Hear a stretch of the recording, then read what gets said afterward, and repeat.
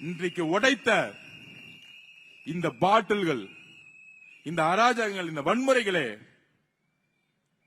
சகோதர சகோதரிகள் நாளையிலிருந்து என்ன மாதிரி பிரச்சாரத்தை உருவாக்க போறான்னு பாருங்க.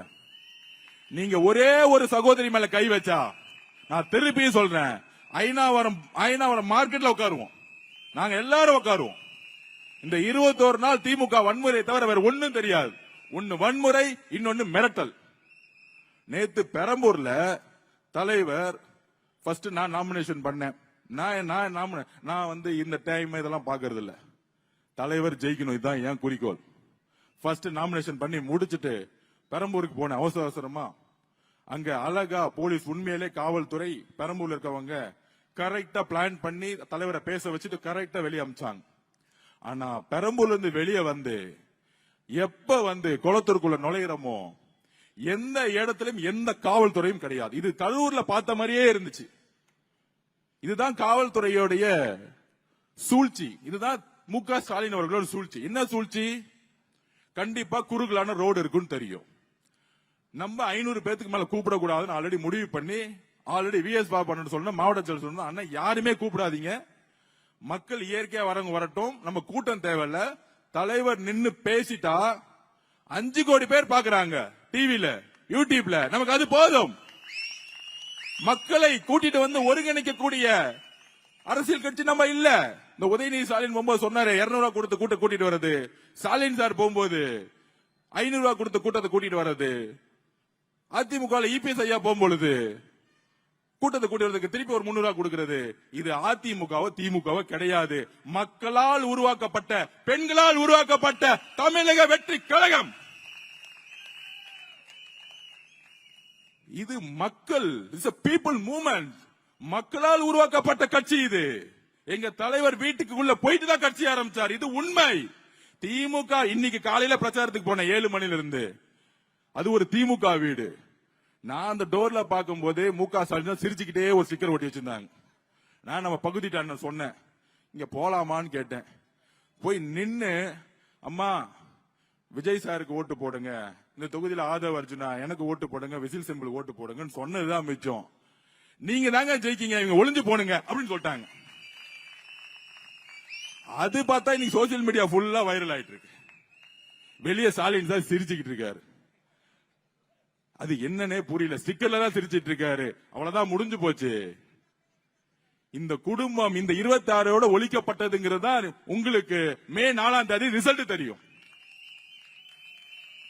இதுக்கு என்ன மிரட்டுவாங்க நம்மள? நீங்களே எங்களை அடிங்க, காயம் கொடுத்துங்க, நாங்க ரவுடித்தனம் பண்ண வரல, மக்களுக்கு நல்லது செய்ய வந்திருக்கோம். உங்களோட ரவுடித்தனத்தெல்லாம் தூக்கி எறிய வந்திருக்கோம். எங்களோட சகோதர சகோதரிகளுக்கு ஆனா டச் பண்ணீங்கன்னா அவங்களுக்கு பாதுகாப்பு எந்த முறையில எங்களால கொடுக்க முடியும் தெரியும்.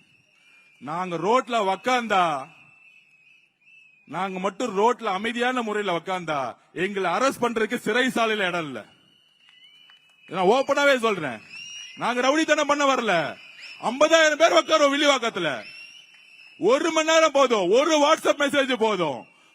ஐநாவரம் மார்க்கெட்ல பஸ் ஸ்டாண்ட்ல உட்காருங்க தோழர்களேன்னு சொன்னா ஒட்டுமொத்த ஜென்சி சகோதரர் உட்கார்ந்துட்டு இருப்பாங்க. அமைதியான முறையில நீ லத்தி சார்ஜ் பண்ணு, எங்களை அடி, நாங்க அமைதியான முறையில அறவரையில நாங்க போறதுக்கு ரெடியா இருப்போம். நாங்க உண்ணாவிரதம் பண்ணுங்க ரெடியா இருக்கோம். ஆனா நாங்க உக்காந்தோம்னா 50,000 பேர் அரெஸ்ட் பண்ணுங்க, நீங்க ரெடி ஆகிக்கோங்க. ஏன்னா எவ்வளவு அடி இருக்கு, எவ்வளவு வழிகளை நாங்க வாங்குறது. கரூர்ல எங்க மக்களை கொண்டு எங்க மேல பலி போட்டீங்க. ஆனா அது உச்ச நீதிமன்றம் உண்மையை சொன்னிச்சு. அதுக்கப்புறம் அவர் என்ன தப்பு செஞ்சாரு? தன்னுடைய சினிமா துறையை விட்டுட்டு, தொழிலை விட்டுட்டு, எல்லாத்தையும் வந்துட்டு நான் நல்லது செய்ய வரேன் பிரச்சாரத்துக்கு வராரு. அந்த பிரச்சாரத்தை எப்ப பார்த்தாலும் முடக்கிறதே வேலை. ஏன் குளத்தூர்ல வரக்கூடாதா? உங்க அப்பா வீட்டு சொத்தா குளத்தூர்? மன்னராட்சி நடக்குதுங்க.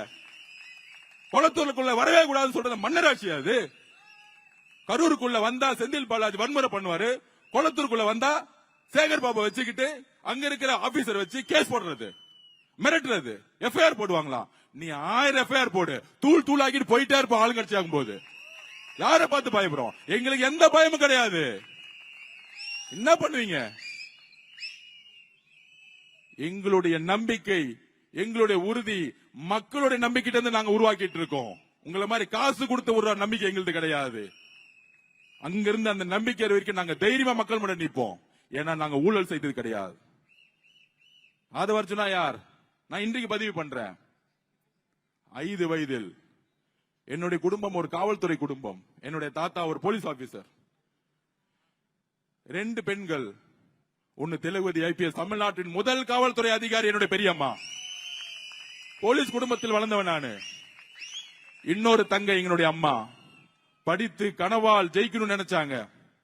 ஆனா என்னுடைய பாட்டி, எங்களுடைய அம்மாவுடைய அம்மா, இல்ல ஒரே காஸ்ட்ல நீ மேரேஜ் பண்ணு, போய் கல்யாணம் பண்ணு அப்படின்னு சொல்லும் போது அவங்களுடைய கனவுகளை தூக்கி எறிந்து கல்யாணம் பண்ணி வச்சாங்க.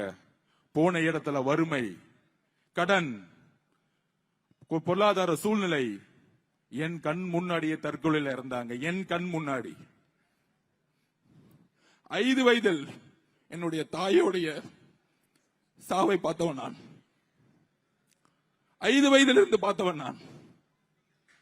அங்கிருந்து உருவாக்கப்பட்ட தனிமை. 13 வயதில்